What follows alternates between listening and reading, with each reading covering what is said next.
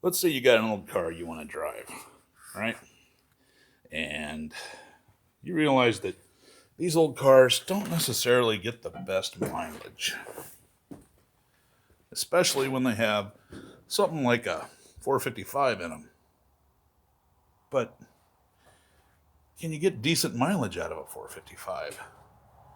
Can you make it make a lot of power and still be good on gas? Well, yeah, you actually can, but not the way you think. And you can actually make it get pretty good mileage when it's running on E85 or straight ethanol. Now, why would that matter? Well, when gas is 4, 5, 6 more dollars a gallon, a 20 mile to the gallon car, even if it is good for a muscle car, is going to be cost prohibitive unless you got a whole lot of cash in the bank. So what do? Well, you get you some copper sheeting, you get you some copper pipe, and you build you a little still, and then you can make vodka. You can run your car on it like this one does. I went the easy route with this one because I had the Phytech sitting around, and I was like, well, let's see how it does on the 85 with a high compression V8 that won't run on pump gas anyway. So yeah, this will only run on the 85. It's got 11.5 to 1, which is too much for a Pontiac to run on pump gas. So it's gonna knock the rod bearings out if you run it on pump gas. Ask me how I know. Or you'll have to retard the timing so much that it'll have no power and it won't get out of its own way.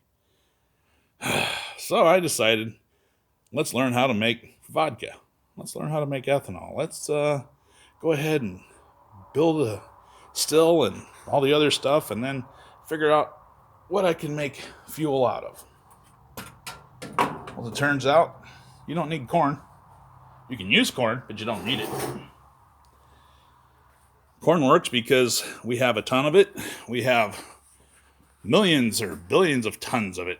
It's just a stupid amount of corn that we have, and nobody actually eats that stuff, so why not make fuel out of it? Because then it makes good cattle feed too. So you can do that. But I live in northern Michigan, and I have trees. I have lots of trees. So I don't have much cornfield here, but I have a lot of trees. And it just so happens the maple trees have 5% sugar in their sap. Some have 2. And then poplars have like 2 to 4%. So, poplars and birches. I have well over 300 maple trees that I can go ahead and tap to get the sap. Now, to be honest, ethanol is not really worth a whole lot unless you have an old muscle car you need to power. So, if you wanted to make maple syrup, that takes a lot more energy, but it's worth a whole lot more. We're talking like a quart is like $10 around here. So these trees are a heck of a benefit. Just because I live in the middle of nowhere and have a whole bunch of trees. I also happen to have a whole bunch of cars and parts and stuff laying around because I'm in the middle of a project, obviously. So these maple trees, like this one here, this one's about the right size. God, I gotta clean my yard. This one I can tap, and I can get quite a few gallons of sap out of it. And I have more. There's maple trees all over the place. And the birch trees too. So how do you make fuel from tree sap? Well, you get you a barrel. Like the ones that you'll see around here, I got barrels everywhere. And I got trees and wood stumps and all kinds of stuff. But you get a barrel, you put the tree sap in it, you get the water out till you get about 10%, maybe 20% sugar content. So you're actually removing water from the tree sap. And you can do that by freezing it and pulling the ice out, because the sap runs in the spring when it gets above freezing during the day and drops below freezing at night. That's the best time to tap the trees. So then you get the sugar content right, and then you put yeast in it. And the yeast eat the sugar, fart CO2, and then piss out some vodka. Then you run it through the still, and then you can put it in your tank. If your still is good enough quality that you can actually do that. Makes it kind of fun. We're just going to pick this up and put it on the snowblower. And yeah, my snowblower can run on ethanol. Small engines are not affected. So I got other vehicles. So obviously, I need to make a bit of fuel if I want to run all of these. Even when I stick modern EFI power or EFI fueled LS engines in them. So I'm going to be detailing how to make ethanol, what to do to your engines to get good mileage out of it, because this one runs it too, and how to convert carburetors, how to make the fuel itself, and things you got to watch out for. And most of the things you got to watch out for are not the things that most people say you got to watch out for, which is kind of fun. And there's my husky. She likes to say hello.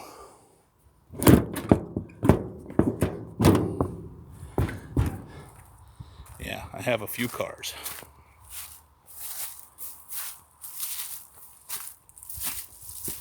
I do the car thing. This is the first one that I put on E85 in homebrew. I did that in 2007. In 2008, because I did it when gas was only like $3.50 a gallon. 2008, it went up over $5, and I was like, there ain't no damn way I can afford to drive anything. So, not even a little four-wheel drive crap box. This wasn't happening. So I started making fuel for this thing. Now, it's not running right now because I need to rebuild the suspension, and the electrical system's trashed, and the interior's trashed. And I figured I might as well just do a frame off on it. Because hell, it's a cool old car. It's not in bad a shape, but it needs stuff. So I figure might as well do it right if I'm going to do it. Right? And I hate this color. Put it back to the original color, see if it will grow on me. It's not growing on me. I hate Palomino copper. That's what this is. It's just, it's too grandpa. Just ick. No, ain't happening. So this one's going to probably get a 400 and an overdrive manual because it was originally a 400 3-speed car. And then it's going to continue its run on ethanol. Just going to make vodka and put it in it and run it. So even if gas gets to $12 a gallon or more, I have maple trees. All those are maple trees back in there behind that opal. So I can make a ton of fuel every year. A lot of fuel.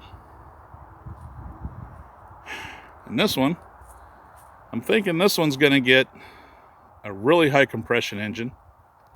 It's going to keep the 241 gears, get an overdrive, and then I am going to make this thing as slippery as possible. Maybe do flesh glass and everything else like that, like the newer cars, like this one has. And then we're going to use this as the mileage mule. 204R and a 241 gear means I got to be going 70 miles an hour to put it in fourth gear. And 455s make enough torque to push that. So this one will probably feature prominently in the videos that I want to build or want to make about making fuel. And then the one behind it, that's the trying to decide if I want to call it the ditch pig or not. I'm not going to touch the body on it. I'm just going to stick a big engine in it and make it go real fast. It'll be fun. 72 Ventura. 79 Trans Am. Got a little hood damage. 70 GTO. 72 Le Mans. 68 Le Mans. 65 Le Mans. 98 Formula. 72 Opel GT. I like cars. I do cars. That's why I do ethanol, because I like cars, because I want to drive them. I don't want to have to be spending all my money just to be able to drive it one weekend a year, which is what, 10, 12 bucks a gallon would be. That's why I don't do race gas, because race gas is stupid expensive, and ethanol runs in the same compression engines, and I can drive it around every day. This one had 13-to-1 when I had it running. 13-to-1 with iron heads, and I drove it everywhere. It went all over the place. And the 455 in the other one has 11.5-to-1. This one's got low compression. It's only 10.5, so it'll run on pump gas if I really want it to. Right now it's got a pump gas carb on it because I ran a little bit low on fuel last year, so I figured we'll just go ahead and make this one movable with regular pump gas. And now it doesn't want to start because pump gas sits for a while. It doesn't want to run. So I got to put more gas in it. What a pain in the ass. Anyway, if you're interested in making fuel, being able to run it in pretty much any vehicle, that Suburban's going to run it when I get it going with its LS.